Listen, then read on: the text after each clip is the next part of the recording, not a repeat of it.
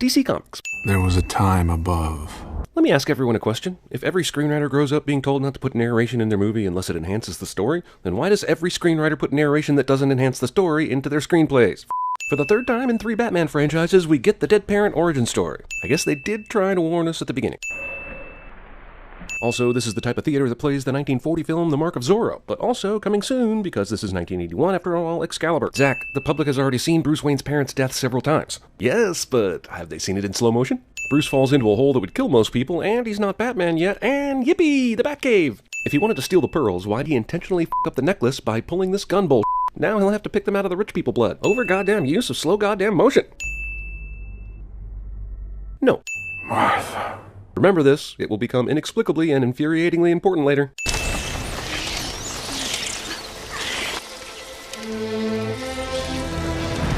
Fucking what? Also, confidence-building Bat Tornado. A beautiful lie. Ben Affleck describes this movie in one sentence. Yep, no way the film could have started here. We definitely needed to rehash his parents' death in order to understand this. Totally. In the middle of all this bull, Bruce really thought it was a good idea to take a private helicopter into Metropolis for some reason. Here's Bruce Wayne landing in Metropolis and immediately getting into his private vehicle, a Jeep f***ing Renegade, the very definition of a common middle-class vehicle. I see one of these things at every goddamn stoplight. Bruce Wayne would be driving a Tesla, or at the very least a BMW, but not a goddamn Jeep. Yes, this sequence of Bruce experiencing the carnage of Man of Steel's climax is interesting. It's also revisionist history by the man who took too personally the criticism that Man of Steel killed too many innocent people. So, whatever mobile network these people are using is apparently alien attack proof, and here I lose my signal when I'm under an umbrella. I want you to get everyone out of the building, right now. Jack decides just now is the appropriate time to evacuate. Makes you think he has to ask Bruce's approval to go to the bathroom. Bruce Wayne alone running into the fray while everyone else panics? Yeah, even in a movie this shitty, I'm duty-bound to remove sins for something so badass. Mr. Wayne! I can't feel my legs. Do you think? Also, good f***ing eyesight to spot Mr. Wayne at that distance in a dust cloud. This guy's trapped underneath one single girder. Like, a whole building just fell, and apparently the only rubble is a lot of dust and a couple girders. In the middle of a dust cloud, from ground level and without any visual enhancement gear on, how the hell can Bruce clearly see these two fighting? He barely saw the girl right next to him. Little girl who lost her mother stands here waiting for Bruce Wayne hugs, because she knows how close the Wayne logo sign is and how cool a shot it'll make. Hans Zimmer's finger gets stuck on the Dom button. The somewhere is implied by simply saying it's the Indian Ocean. All it takes to get the most precious element on Earth is a couple freedivers with a motorboat and a dream. Is it ever explained how this Kryptonian vessel full of kryptonite crash-landed in the Indian fucking Ocean? Also, kryptonite, in case you confused it with Naomi Judd. Oh hey, it's Jimmy Olsen, the grounding moral center in this universe of superhero pretense. Man, I really hope he gets a lot of screen time. Somehow they're going to be able to blame Superman for all these headshots, because if there's anything Superman needs, it's a gun. Superman shows up out of nowhere, because I guess he can sense when Lois is in danger. And don't give me that he was following the beacon crap, because if he was really interested in all this, he'd already be there. The world has been so caught up with what Superman can do that no one has asked what he should do. This is a direct ripoff of Jeff Goldblum's Jurassic Park quote, and the writer should be ashamed. Ah, if I had a nickel for every time I fingered a bullet while naked. We'll just assume Clark took his phone out of his pocket before this, because otherwise Superman is addicted to smartphones. I don't understand.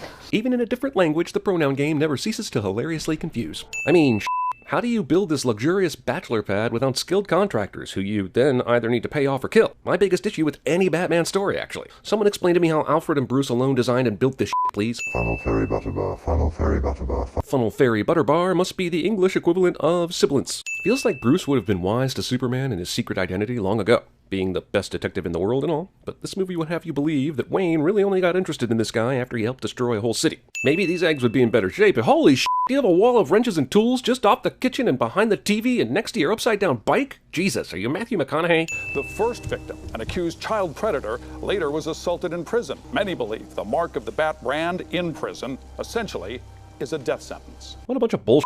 Someone can make that observation after that huge sample size of one person got beat up in prison? And don't child molesters usually get beaten in jail anyway? I smell manufactured tension. Welcome to LexCorp, which apparently rebuilt Metropolis in 18 months based on tons of money, hard work, and either the dragon tears of unicorn angels or the aliens from Jupiter ascending. Nerdy Lex is introduced, being nerdy on the basketball court, yet still nailing a three-pointer like Steph Curry. I hate this fucker already. Finally, a movie puts so many newspaper headlines and stories in one shot, and with such tiny print, I don't care to actually go digging for mistakes. Touché, movie. I'm glad this guy helpfully underlined and boxed mentions of Superman on these newspaper headlines, or else he might have gotten them confused with articles about Captain America or Dwayne The Rock Johnson. Superman's statue does not depict Superman twisting Zod's neck, but I guess that's kind of hard to carve in rock. Ken, Your sports today. Because newspaper writers play musical chairs with the kinds of stories they write on a daily basis. Headline. End of love affair with man in the sky. Perry White's editorial style is to literally dictate headlines to his writers and ask them to write stories that match. You know, I like Jesse Eisenberg, but this Lex Luthor is too Jesse Eisenberg. Is that a kryptonite scalpel? How does Lex know he needs a fingerprint? Who the f knows? He just knows. 9.5 weeks. Looks like basically everyone has been breaking Fight Club's first 2 rules. Crime wave in Gotham. Other breaking news. Water.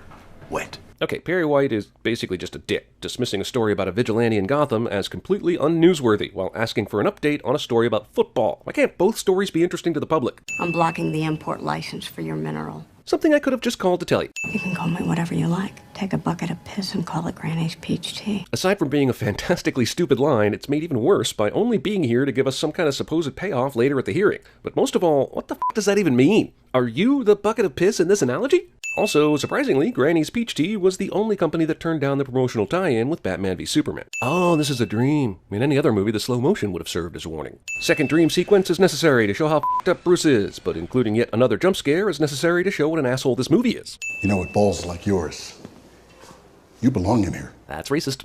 Well, Bruce Wayne can't break into Lex Luthor's house. Bruce Wayne won't have to. He's been invited.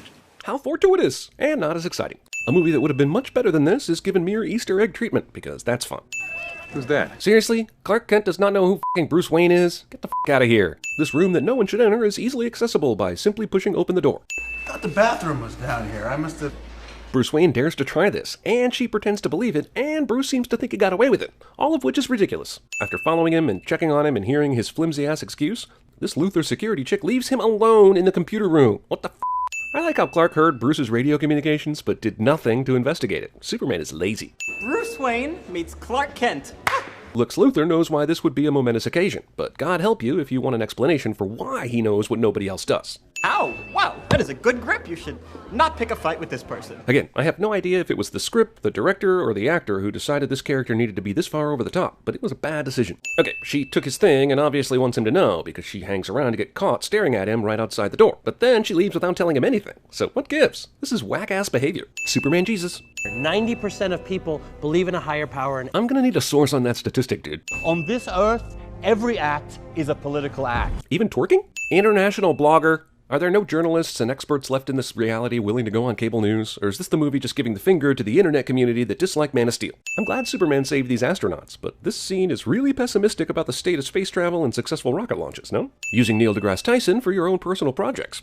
This family literally managed to get to the roof with their bodies and some white paint, and that's it. No sandwiches or nothing.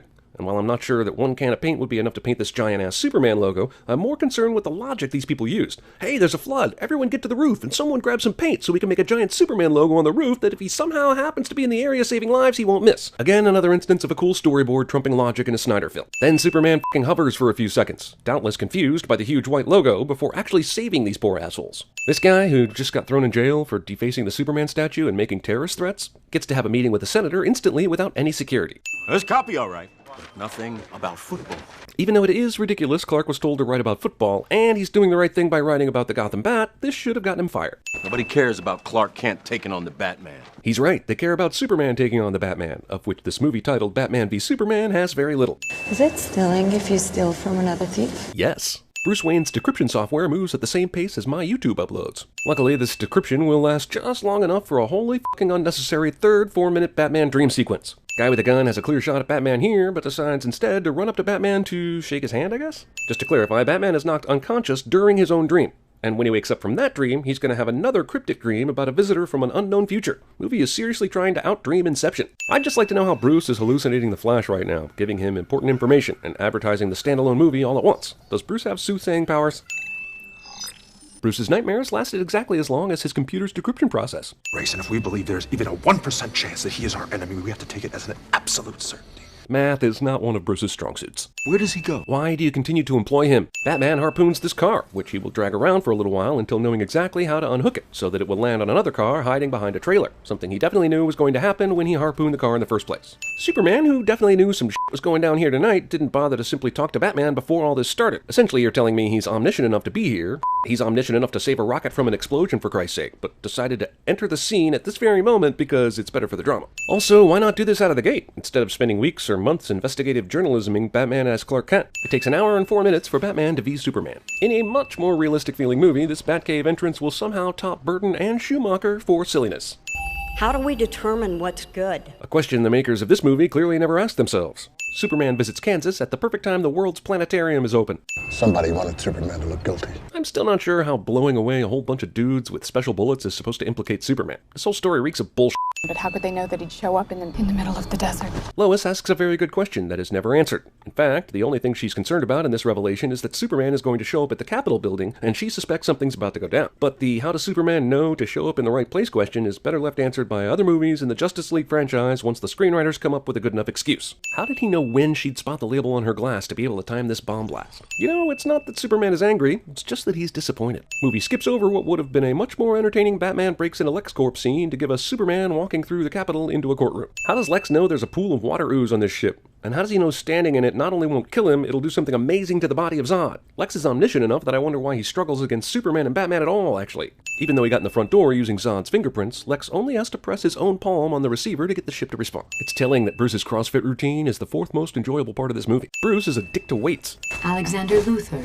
your security override has been accepted. But why? I feel like this movie has skipped over some integral parts of storytelling here. Just accept this, just accept that. You came here to make Doomsday? Fine, we'll help you do that. This water-based Kryptonian f***ing Star Trek replicator of all knowledge and science? Yeah, f*** it. F*** it hard. I really hate it, and it's stupid that it exists, and even stupider that Luthor figures it all out. F***ing f*** it. So, with a little bit of Luthor's blood mixed with Zod's dead body and some sort of DNA pool of justice, Lex will be able to make a monster out of it. Who knew that a spaceship had this kind of ability? Why would a spaceship have this kind of ability? This set of Superman movies is obsessed with dead fathers giving Clark advice. I miss you, son. No, you don't. You're dead. Why doesn't Superman have the same in-trouble radar for his mom that he seems to have for Lois? Yeah, I'll set my bat booby trap right here, blocks if not miles from the start of my fight with Superman, because I know for a fact I can direct the fight back to this spot for a whammy. Ladies and gentlemen, Gotham and Metropolis are a mile apart. You're welcome. Also, it is just across the bay, but while Gotham is having torrential rain and storms, the weather in Metropolis is just fucking peachy. Lois in danger in the Middle East? Or later in this climax when trapped in a box? Superman hears it above all the noise of the world. Lois is kidnapped, Superman hears nothing. Euclid's triangle inequality, the shortest distance between any 2 points. Have I mentioned how much I hate this version of Lex Luthor? Because I do. Spewing random does not equal menacing. Also, FYI, we are right at the start of the film's climax with still an hour left to go. Oh look, he can hear her falling, but he couldn't hear her being kidnapped the last 30 minutes of her life. What a selective power. Superman just leaves Lois here. What we call God depends upon our tribe, Clark Joe. Superman lets Lex talk long enough for Lex to reveal he's got Clark's mom, instead of just obliterating him instantly, as he should have and would have really done. God versus man. Oh, come on.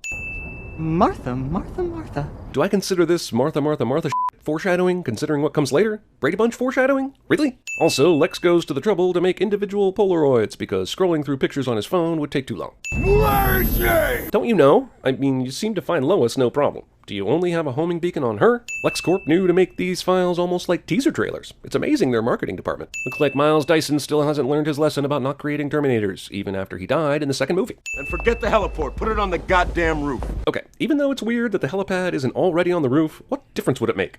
Here I am. Let's talk about Batman's plan.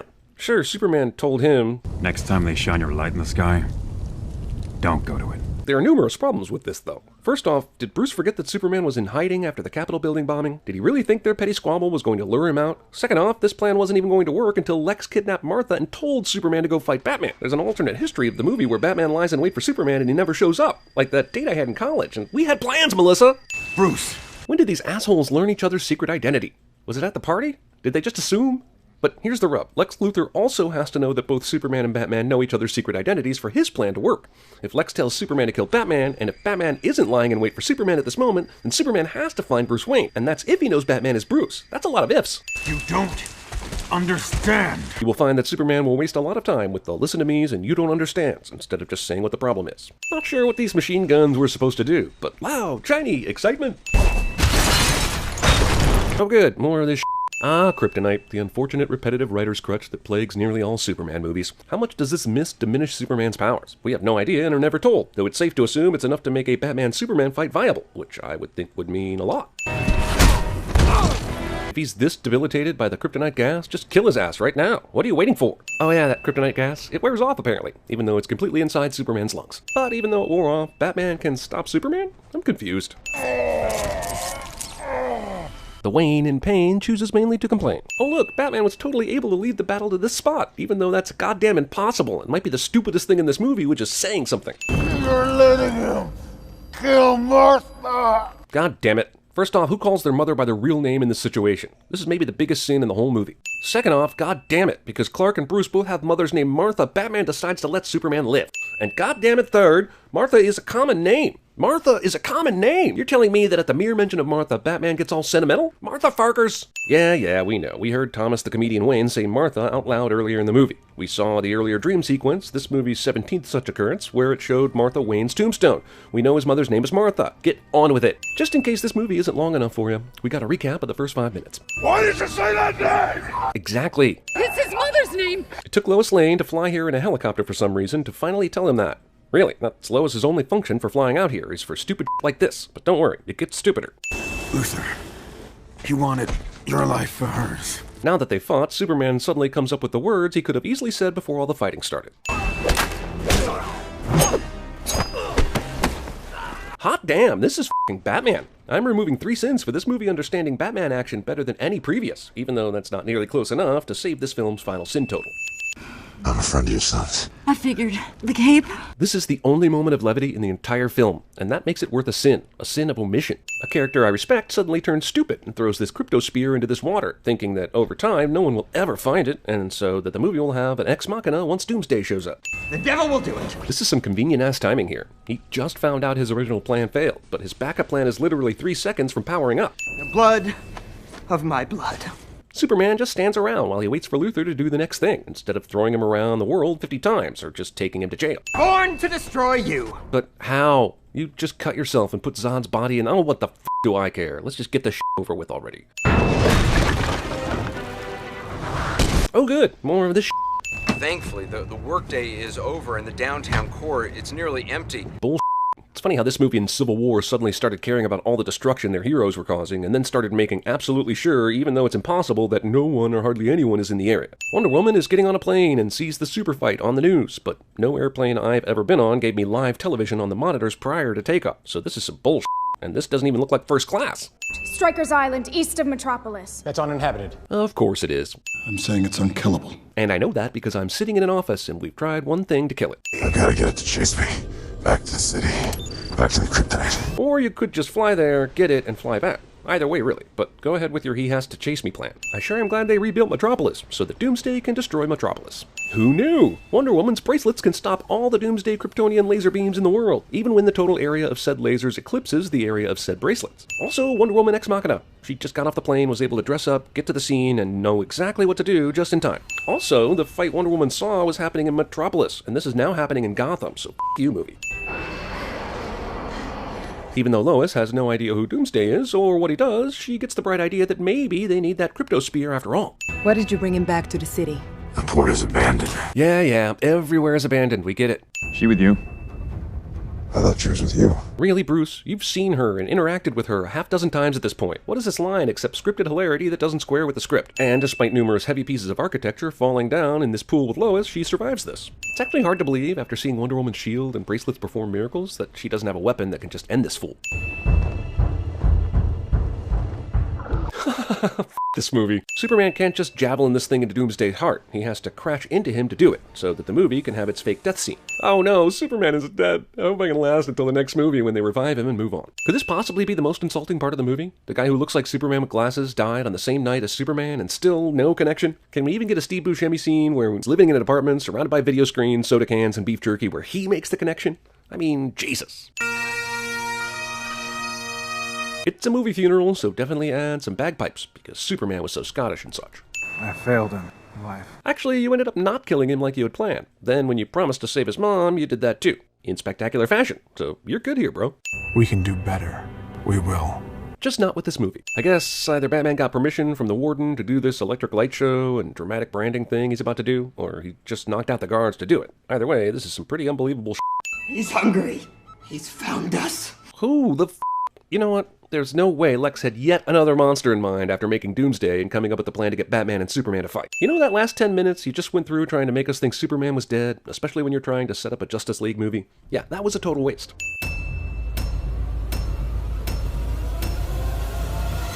I'm not dead. What? Nothing. Here's your ninepence. I'm not dead. Here. He says he's not dead. Yes, he is. I'm not. He isn't? Well, he will be soon. He's very ill. I'm getting better. No, you're not.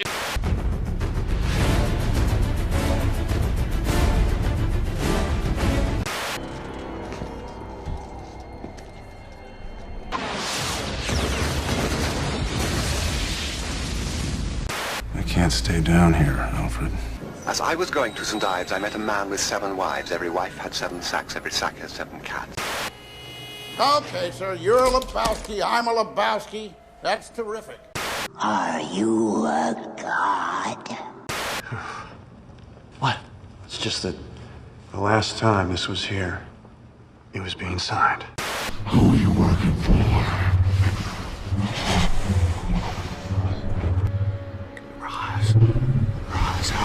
Ra's al Ghul is dead. Their mission: to fight injustice, to right that which is wrong, and to serve all mankind. I close